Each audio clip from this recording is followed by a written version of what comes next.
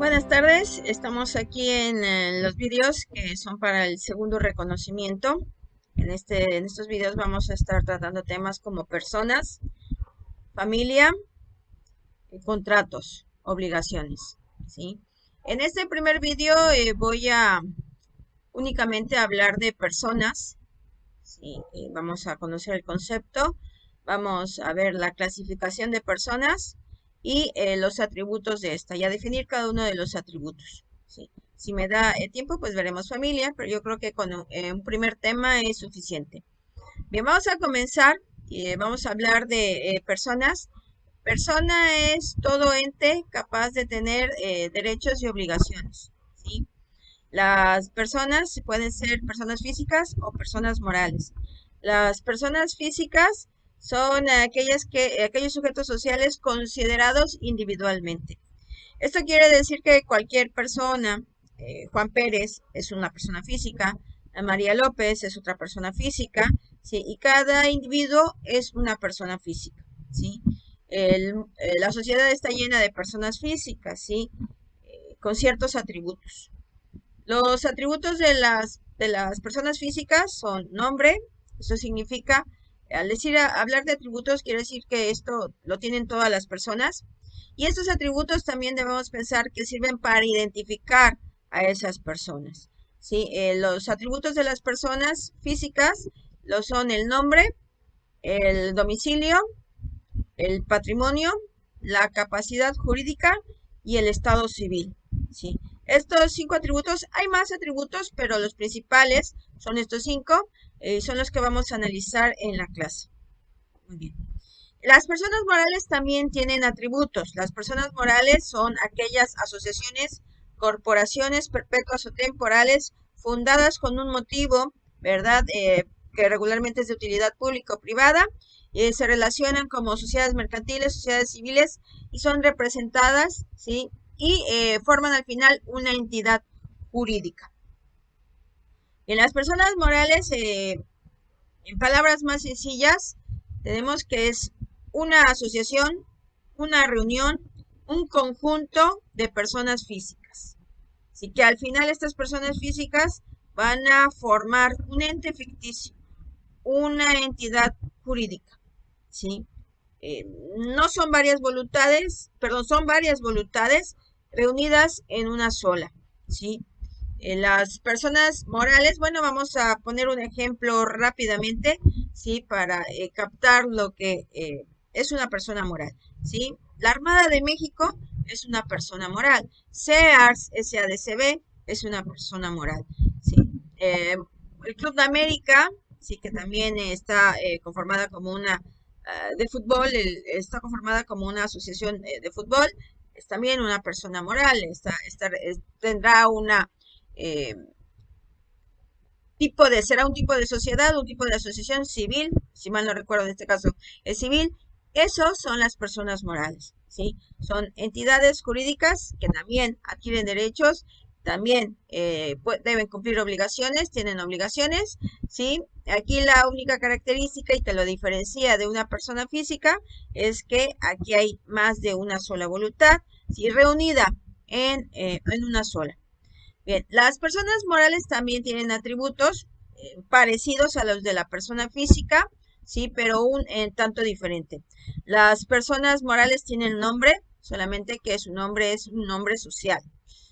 Tienen domicilio, sí, tienen patrimonio, sí, lo único que no tienen es un estado civil, ¿verdad?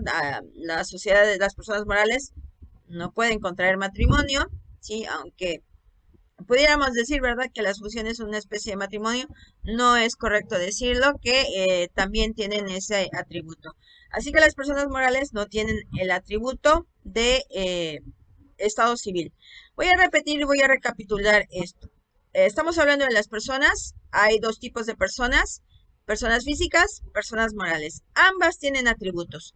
Los atributos son características, son elementos que nos sirven para identificar tanto a las personas físicas como a las personas morales. Los atributos de los que estamos hablando son el nombre.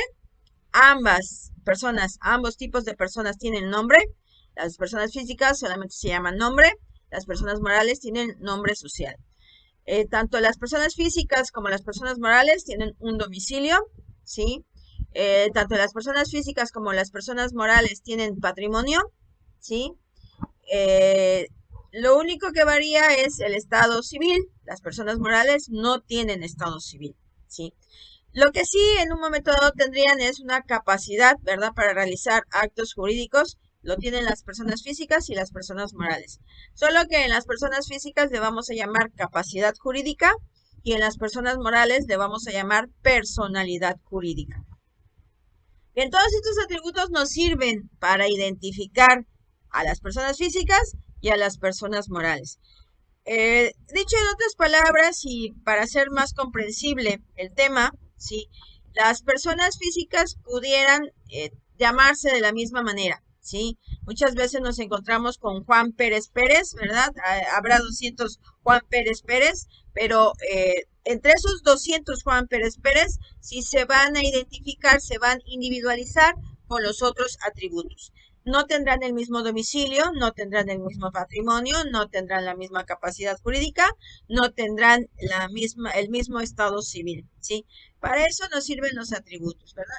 Podemos encontrar otra Sandra Vázquez Molina, ¿verdad? Pero esa otra Sandra Vázquez Molina probablemente esté casada, probablemente tiene otro, seguramente, no probablemente, seguramente tendrá otro domicilio, ¿sí? Entonces los atributos debemos darle esa utilidad para identificar a las personas. Bien, ya que sabemos que tienen atributos, vamos a definir cada atributo, ¿sí? En especial el de las personas físicas. El nombre de las personas físicas está compuesto de dos partes fundamentalmente. El nombre propio y los apellidos, ¿sí? Hoy en día, los apellidos de las personas pueden ir primero el paterno, luego el materno, o primero el materno, luego el paterno, ¿sí? Anteriormente había la ley que nos indicaba que primero debía señalarse e indicarse en el acta de nacimiento el apellido paterno y luego el apellido materno. Ese era el lugar que ocupaba cada uno. Hoy en día no, hoy en día las parejas pueden en un momento dado decidir, ¿verdad? Si sus hijos llevan primero el apellido materno y luego el apellido paterno, o al revés, viceversa, el apellido paterno primero y luego el apellido materno. Bien, esto es en cuanto al nombre. El nombre de las personas morales es un nombre social que puede darse de dos formas, como una razón social o como una denominación social.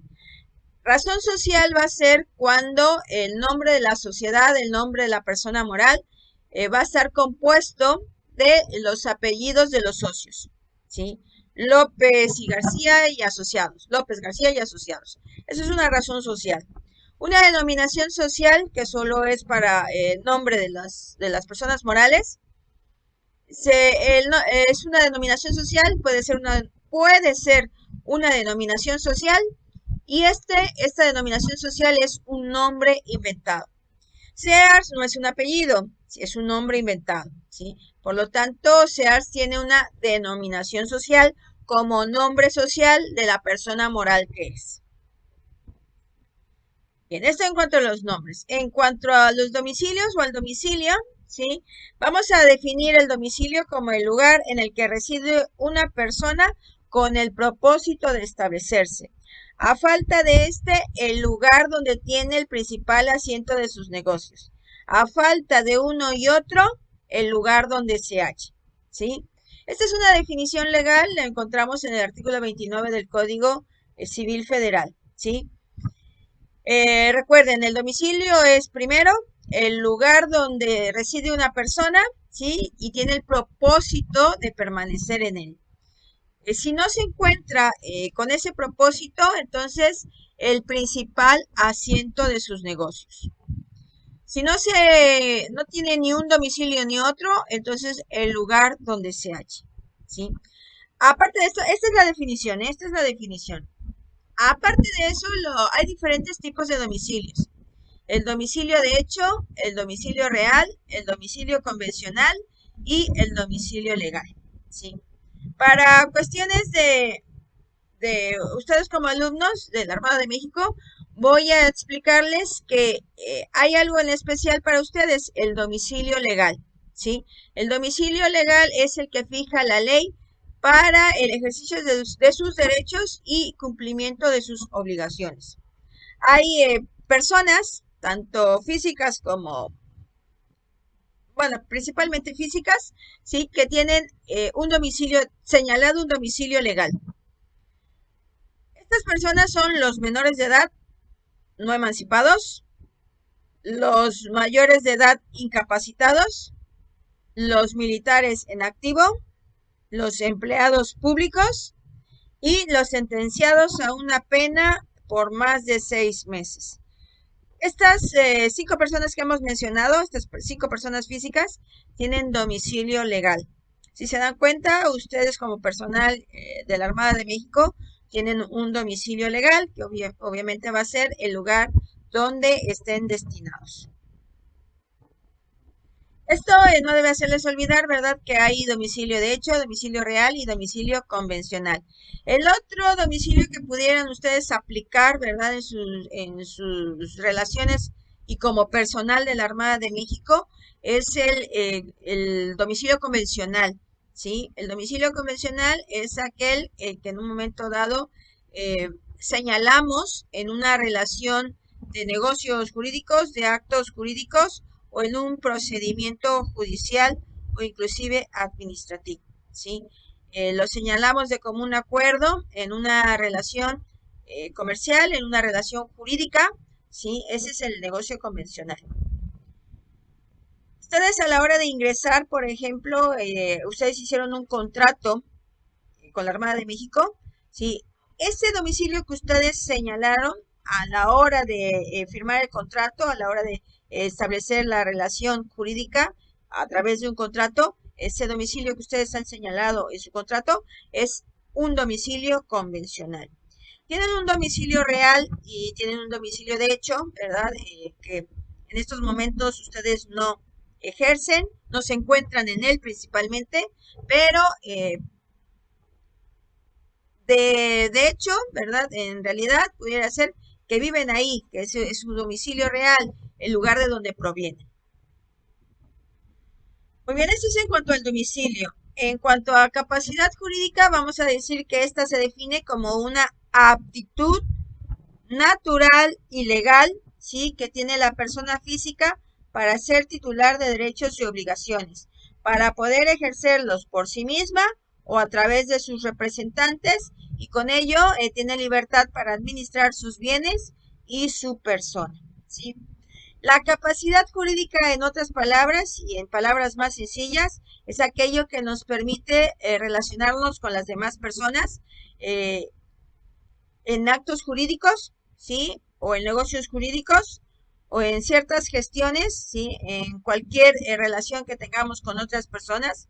Muchas veces, ¿verdad? Si la persona no nos ve con esa capacidad para realizar el acto, ¿sí? Pues piensa que somos incapaces, tal vez sea porque realmente no tenemos esa capacidad. ¿Sí? Esto quiere decir, y vamos ya al grano, ¿sí? Hay personas capaces y hay personas incapaces jurídicamente hablando, ¿sí? Los incapaces, hay una incapacidad, ¿verdad?, que está marcada por la ley. La ley nos dice quiénes son incapaces, ¿sí? Esa incapacidad se define como la privación o ausencia de la capacidad para ejercer esos derechos, ¿sí?, de manera total o de manera parcial. Ahora bien, la ley en un momento dado señala como incapaces a los menores de edad, ¿verdad? Un menor de edad no puede discernir entre lo que debe hacer y lo que no debe hacer. Esa es la razón por la cual, ¿verdad?, se le considera una persona incapaz. Adquiere en un momento dado una capacidad de goce, de ejercicio a los 18 años, ¿sí? Sin embargo, ¿verdad?, mientras no cumple esos 18 años, tiene simplemente una capacidad de goce, ¿sí? Y jurídicamente hablando, para realizar actos jurídicos, se le considera incapaz. También los mayores de edad, ¿verdad?, privados de inteligencia, también son considerados incapaces. Aunque esto debe haber una resolución, ¿verdad?, una sentencia donde se les considere incapaces legalmente. Los sordomudos que no saben leer y escribir, también la ley los considera incapaces. Hay que tener cuidado, pues porque no es cualquier sordomudo, es aquel sordomudo que no sabe leer ni escribir. Y por último, los ebrios consuetudinarios y los que hacen uso inmoderado de drogas enervantes. Una persona que no tiene conciencia porque se encuentra, ¿verdad?, drogada o embriagada, ¿sí? El ebrio consuetudinario es aquel que todos los días y a cualquier hora lo encontramos, ¿verdad?, fuera de juicio, ¿sí? Sin juicio, inconsciente, ¿sí? No es una persona que pueda tomar decisiones precisamente por esa inconsciencia, ¿sí? Así que bueno, ustedes como elementos de la Armada de México, ustedes a la hora de hacer contratos deben ver que no se trate de una incapacidad, que esa persona no tenga una incapacidad. Si tiene capacidad, entonces podemos realizar los actos jurídicos, negocios jurídicos con esa persona. Bien, el siguiente atributo del que vamos a hablar es el patrimonio, ¿sí? El patrimonio es el conjunto de derechos y obligaciones apreciables en dinero. Bien, lo importante y lo relevante al hablar de patrimonio es que el patrimonio se compone de activos y pasivos. Esto quiere decir que las deudas también forman parte del patrimonio. Esto es lo que vamos a ver de este atributo. Y por último, el último atributo, estado civil, es la situación que tiene el individuo dentro de la familia y la sociedad, ¿sí? Situación que engendra efectos jurídicos, ¿sí? Los estados civiles, pues, son soltero y casado, ¿sí? Dependiendo de si somos solteros, hay ciertos efectos jurídicos, y si están casados, pues hay otros efectos jurídicos, ¿sí? Estos son los atributos de las personas físicas, ¿sí? De cierta manera, también las personas morales tienen estos atributos y tienen más o menos el mismo significado. Pero bueno, lo veremos en otra ocasión, ¿sí? Y por el momento voy a cortar y nos vemos en el siguiente vídeo.